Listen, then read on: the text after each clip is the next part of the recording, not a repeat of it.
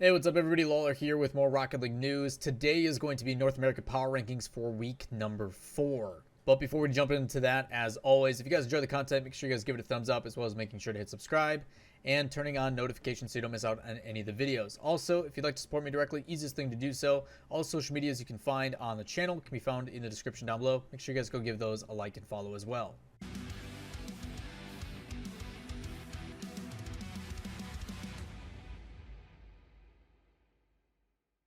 All right, welcome back everybody to another week of Power Ranks, and as I say every week, this is getting more and more difficult, but actually NA seems to be a little bit easier nowadays. I think the top, you can kind of figure out where people are going to bounce back and forth between week to week, and then at the bottom it actually gets a little bit more difficult now that teams are getting more and more competitive.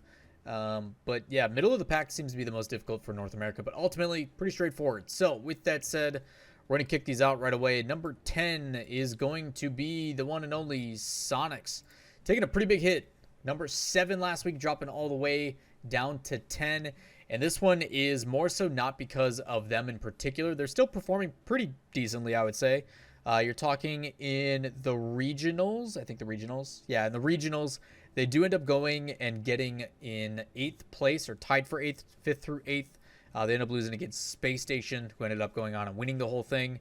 But they still have big wins over version 1 and Frontline, but losses do come from Rogue and Kansas City Pioneers. So this is more of a team that they are playing against, getting not only the head-to-head win, but also better results. But the big one here is Sonics does manage to get top 8 still, so they still stay on this list. Looking at my other monitor, they do take losses to G2 as well as Kansas City Pioneers, so not easy matches. But as Kansas City Pioneers continues to elevate themselves, along with teams like Pittsburgh Knights and everything else, which is a little bit of a spoiler, you do see the benefits of them putting in that effort and getting ahead in this power ranking. So a little bit of recency bias, but a lot of it, Sonics does have results in grid as well as RLCS X regional. So therefore they stay involved in the top 10. At number 9 is going to be Alpine, another team that is taking a bit of a hit here. They were 8th last week. They're now dropping down to 9th. And this one, again, is because other teams are stepping up. Alpine, I still think, is a very talented roster. I still think that they fall under the team that is very, very talented, but still doesn't quite have the experience. I think Mystic's doing a really good job over there. I think he's performing quite well in regards to getting this team more confident about their playstyle and how they accomplish things. Case in point, they also make the quarterfinals in the first regional, so shouts to Alpine for being that team that recently promoted from the rival series and is trying to make their mark in technically their first season. They're doing a really good job, so top 8 showing that they belong. The difficulty with that is there is other teams that are performing better than them. Alpine did lose 3-1 to G2 as well, just like Sonics, but they did beat Xset and then actually made it into the semifinals before being eliminated from Pittsburgh Knights, which should make this one pretty straightforward, actually. You're going to see the results for number 8 here in KC Pioneers, who were 9th last week, but are now moving up into 8th. And KC Pioneers is a team that I wanted to know if it was going to be consistent, if it was going to be a fluke, what was going to happen. And listen to their results here. So in the most recent grid last Friday, Kansas City Pioneers ends up losing to Pittsburgh Knights in a sweep. They dropped to the lowers, they beat Charlotte Phoenix, and then they also beat Sonics. Case in point, Sonics has dropped down. You then jump over into regionals, which also went down in the previous week, and you're talking KC Pioneers beat Sonics, beat Alpine, but lost to Peeps, Energy, and Pittsburgh Knights. 3 teams that are all very talented. So again, Kansas City Pioneers, even though they don't end up qualifying like Sonics, their competition I think is much more difficult in the strength of schedule. So because of that, I do have KC Pioneers progressing forward, and they are getting some pretty decent results against these other teams, especially making it super competitive. So again, a little bit past tense with the regionals, even though I do weigh those heavier, but the recent results are giving them the head-to-head, so I got to give them credit there. You then look at number 7, and this starts to make a little bit more sense with my number 7 being the Pittsburgh Knights. This team was originally in 10th and is now jumping up 3 spots to number 7. Pittsburgh Knights does make it in regionals with wins over version 1, 72 PC, and Kansas City Pioneers, who is right below them. And then in the group stage, when you're talking about the grid for week 4, they've got wins over Kansas City Pioneers again. They go 3-1 and lose to Space Station, dropping to the lowers. And then they beat Alpine, another team that's below them in the power rankings. They then go into top 8 with that. and they end up losing to the Peeps. So Peeps, again, continue to show that they are one of the better teams. In that series against the Peeps, they do end up getting swept, but Peeps does have a 1-game advantage, so it's technically only a 3-0 if you want to consider that. But it's 2-1, 2-1, and 4-1. So 2 1-goal games. Pittsburgh Knights put up a pretty good fight. They haven't been able to get that next step yet, but I'm really happy with the way this team is performing with ZPS. Ultimately, for Pittsburgh Knights to move up into 7th, I think a lot of the results are speaking for themselves. Obviously, the grid performances haven't been enough to break them into the top 12, but in regionals, they have a really solid performance, making it where they do, and then that also gets partnered with recent results for the grid. Even though they started off really slow, just like Kansas City Pioneers, they are moving up, and they've got the wins recently, and that's the benefit of me doing power rankings from week to week, is you are going to see more adjustments rather than just, hey, these teams are still performing once a week. We're actually seeing multiple matches. And again, makes me tout about why I enjoy this format so much, is we're getting so much Rocket League that you're actually able to see where people stand at the current moment, rather than having to speculate and being like, I think it's here. At number 6, ahead of Pittsburgh Knights, is going to be Rogue, who's actually staying the exact same. Rogue was kind of a weird one for me. Part of the reason why I can't move them up is because of the results of the other teams. I think my 1 through 5 is solid. Maybe an argument, maybe in the 2 to 4 area. We'll get to that, but I think my 1 through 5 is very solid. 6 and 5 had some kind of discussion with it, but based upon results, I mean, you look at Rogue, they don't qualify for the regionals. They end up dropping out in top 16. They lost to Envy, G2, and Alpine. I think the loss to Alpine really hurt them. Wins over Sonics and Charlotte Phoenix. You then jump over to the other side in the most recent grid, and Rogue does make a really strong case. People see them, they're like, wow, they beat Space Station, the best team. That's crazy. But then they get smacked by Envy. Then again, everybody got smacked by Envy. But again, like their wins to get there, they ended up losing to the Peeps. They beat Omelet, who hasn't been a notable roster in these kind of conversations towards top 12 in quite a while.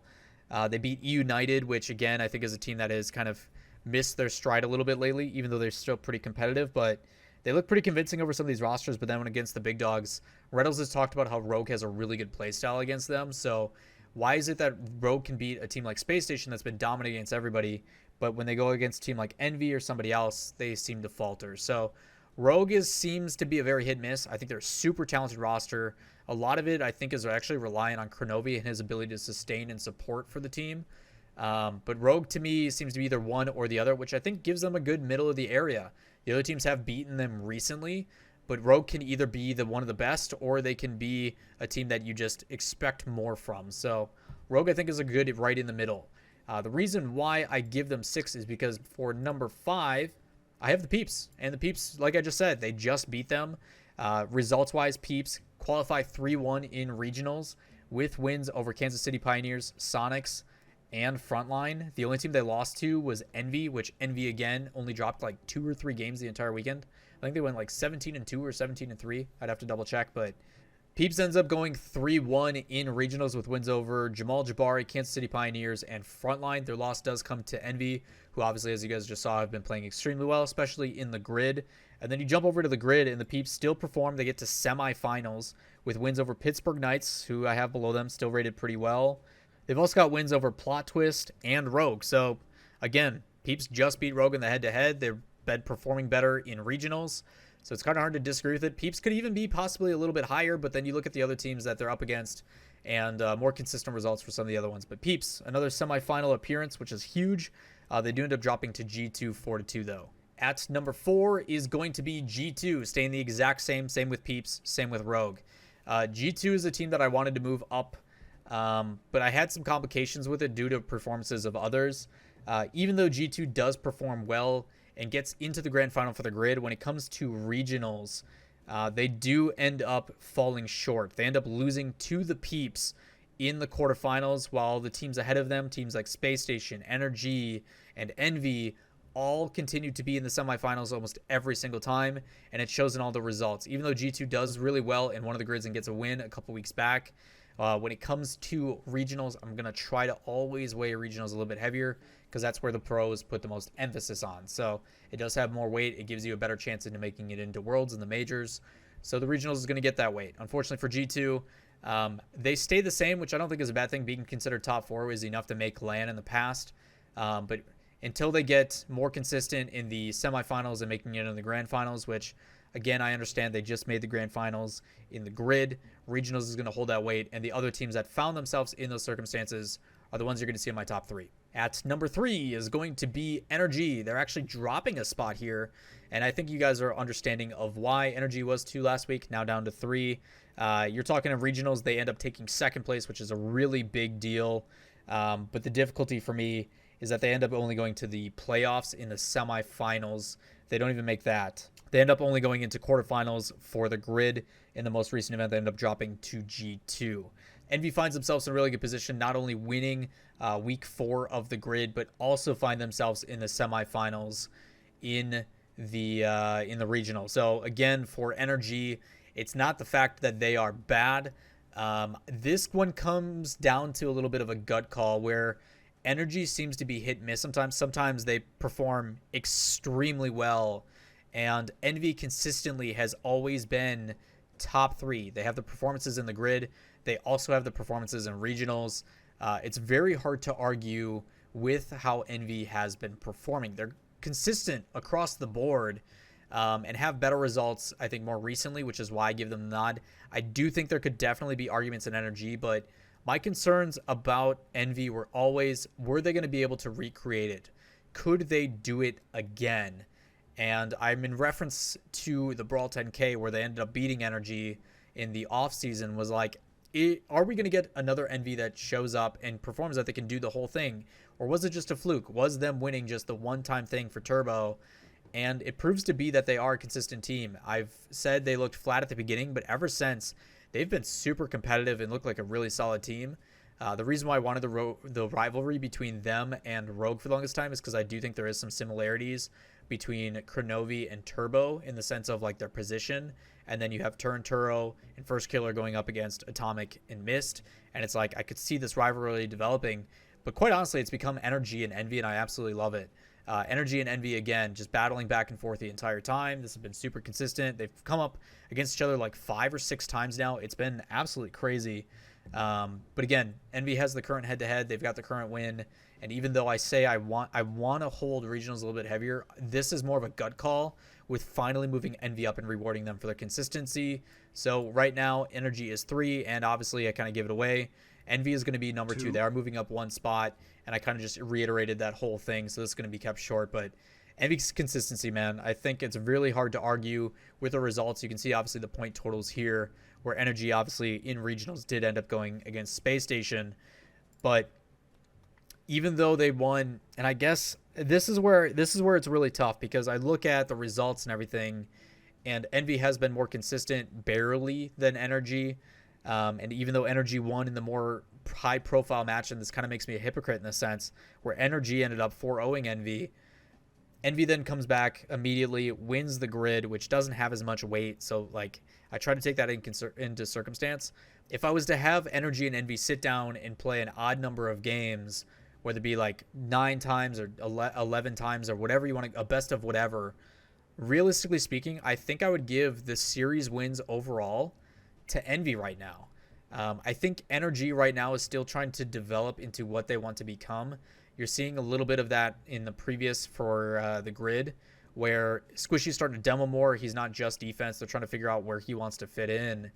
And I like it. I really like it. I just don't know if I can give it the nod. So this is a little bit of recency bias, and I know I keep saying this. I want to give the benefit of the doubt to regionals, but I do feel, and this is a gut decision, that I think Envy is the better choice right now. I think Energy is like, they're right there. I think it's honestly a coin toss. On stream, I literally rolled a dice, a 1d4, odd and even, and whatever 1-1 is how I pick this. But I do think, looking back at it now, like, I do want to give Envy the nod for it. Plus, it's most recent, so I guess we're going with that. I think it can be defended either way. And last but not least, obviously, easy one, Space Station Gaming. No change here. Obviously, Space Station Gaming ends up winning in regionals. Without a doubt, that has to hold a lot of weight to it, even though it was over a week ago. And then the other thing with it is, too, they already have 2 wins on the grid. They're the most consistent team. They continuously perform. And I'm not going to dock them for one bad match against Rogue. They still make top 8. They still have a good performance. Rogue just had their number and had their play style. Ultimately, I honestly believe if Space Station didn't lose against Rogue, they probably could have went on and give and given Envy an actual fight, because nobody else really stood up to them. I mean, you talk about in their earlier matches, Space Station 3-1 Charlotte Phoenix, they 3-1 Pittsburgh Knights, and then they make quarters and they have a rough match and a rough go against Rogue, a team that Red has agreed has their playstyle. So I think this is actually good for a Space Station, a team that's been super dominant. It's very difficult to stay at the top all the time, and in this circumstance, you are now seeing Space Station have to find a way to adapt and change to a playstyle that does well against them. I think it's only going to make them stronger, and as much as I hate the concept of Gibbs saying quality losses, this could be one for Space Station, makes them better in the future. So, exciting thing at that. Again, this is my top 10. Hopefully you guys enjoy the list. I'm sure you have many differences. I think the biggest one that's up for debate is between Envy and Energy. I could see those being flipped, but I do want to reward Envy for the recent result and kind of go with the gut feeling of where I think Envy is right now, even though I think long-term Energy would possibly be the better team. That's an entirely different debate that I would love to talk about possibly on the podcast with CJ and the boys, because none of the guys are coaches or involved with those teams. So I think that's something that we'll have to talk about on the podcast tomorrow night. That is going to wrap it up for this week, you guys. If you have any questions, comments, concerns, make sure you drop those in the comments down below. Let me know what you guys have for your list, and we'll see how we compare. Also, like I mentioned, CJ show Tuesday nights is finally back. It starts at 10:30 p.m. Eastern. I would love to see you guys tune in. Maybe we'll debate the Envy Energy thing. I think it'd be fun to get Chrome and CJ and Jazzo's opinion on it. But that is going to do it for me. If you guys have any questions, again, let me know. Otherwise, make sure you guys hit like, subscribe, all that fun stuff, and we'll catch you next time. Peace.